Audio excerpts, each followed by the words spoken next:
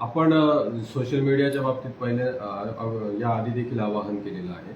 सगळ्यांनी सोशल मीडियाचा जबाबदारीने वापर करणं आवश्यक आहे. अन्यथा दोन समाजामध्ये, दोन गटामध्ये तेढ निर्माण होईल किंवा कोणाचा अपमान होईल अशा पद्धतीचं पोस्ट किंवा कॉमेंट्स सोशल मीडियाच्या माध्यमाने जाऊ नये आणि जर गेल्या तर त्याच्यावर आम्ही कठोर गुन्हे दाखल करतच आहोत. आणि यामध्ये जे आरोपी मिळत आहेत ते आरोपी देखील आपण अटक करतो आहोत. आणि पहिल्यांदा सुरुवातीला आमची प्रायोरिटी ही असते की ते जे पोस्ट आहे ते काढून घेणे, आरोपी अटक करणे, गुन्हा दाखल करणे आणि त्या पद्धतीने कामं चालू आहेत. आणि आता सुरुवातीला आम्ही सायबर पोलीस स्टेशनलाच कॉन्सन्ट्रेट करत होतो, परंतु आता संबंध जिल्ह्यामध्ये सर्व पोलीस स्टेशन्स याच्यावर काम करत आहेत. एकूण किती कारवाई झाली सर? कोणा ताब्यात घेतलेली आहे? आतापर्यंत आपण गेल्या 2 दिवसामध्ये 12 गुन्हे दाखल केलेले आहेत. आणि या 12 गुन्ह्यामधले सगळे आरोपी आपण ताब्यात घेतलेले पण आहेत. फक्त आता काहींचं वय कमी असल्यामुळे ते त्यांची जी लिगल प्रोसिजर आहे त्या पद्धतीने आपण काम करतोय. परंतु प्रत्येकाचे जे मायनर आहेत त्यांचे देखील पालकांना कॉल करतोय आणि त्यांचे मोबाईल देखील आम्ही जप्त करून घेतो. म्हणजे यामध्ये जे आरोपी आहेत त्यांना आपण कठोर प्रशासन कसं होईल या दृष्टीनेच आमचा प्रयत्न चालला आहे. सर, मराठा समाजाच्या वतीने मोर्चा काढण्यात आला होता, तुम्हाला निवेदनही देण्यात आलं, एकूण काय मागण्या आहेत? जे शिरूरला एक भाषण झालं होतं त्या भाषणामध्ये काही आक्षेपार्ह वक्तव्य केलं गेलेलं आहे.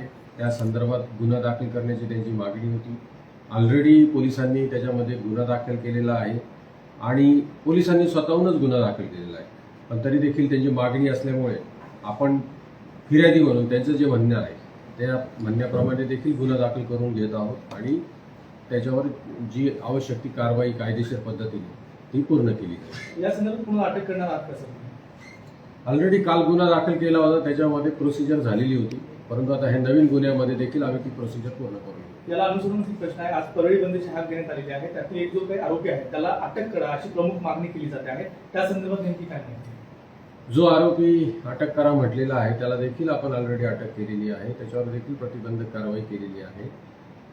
परंतु समाजामध्ये अजूनही एकमेकांविषयी जो म्हणजे संभ्रम आहे, त्यासाठी माझी विनंती आहे सगळे नेते मंडळी किंवा प्रतिष्ठित लोक फॉलोअर्सला, आपल्या कार्यकर्त्यांना आवर घालावा किंवा आपल्या शब्दाने देखील याच्यामध्ये मोठा कंट्रोल येऊ शकतो. आणि असं माझं सगळ्या नेत्यांना आव्हान आहे आणि सर्व जनतेला देखील आव्हान आहे की आपण सोशल मीडियामध्ये ज्या पोस्ट होत आहेत त्याच्यावर विश्वास ठेवू नये. त्या बाबतीत पोलिसांना निश्चितपणाने माहिती द्या. आम्ही कुठलीही हायगाई करणार नाही, गुन्हा दाखल करण्यामध्ये, अटक करण्यामध्ये कोणतीही हायगाई करणार नाही. सर्व त्यामध्ये कुटे, सुरेश कुटे आणि एक व्यक्ती यांना अटक केलेली आहे. त्यांचा देखील PCR आपल्याला मिळालेला आहे.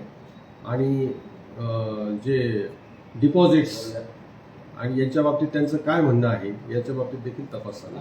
तपास अधिकारी बदलण्याची मागणी देखील केली जाते आहे. या संदर्भात काय करणार आहात? आपल्याकडे जे यंत्रणा आहे SDPO बीड हे तपास करण्यामध्ये सक्षम आहेत.